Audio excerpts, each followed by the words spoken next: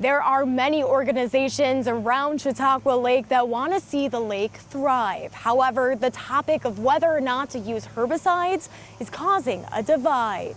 Herbicides are just, they kill plants, and the herbicides that we use today compared to the herbicides that we used even, 10 years ago are very selective and very environmentally friendly.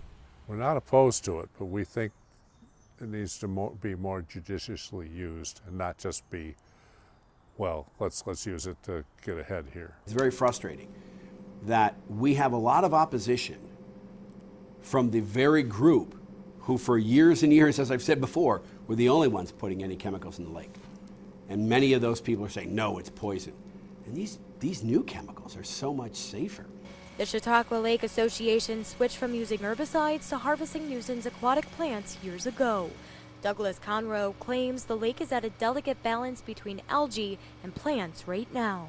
And Chautauqua Lake is right now considered to be at a tipping point.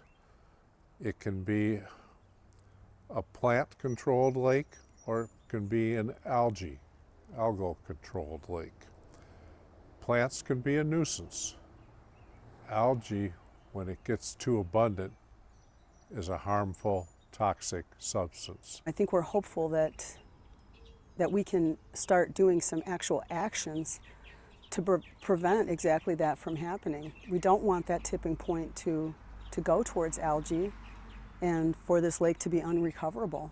Jackie Demore with the Chautauqua Lake Partnership says there's been a ton of studies and not a lot of action done.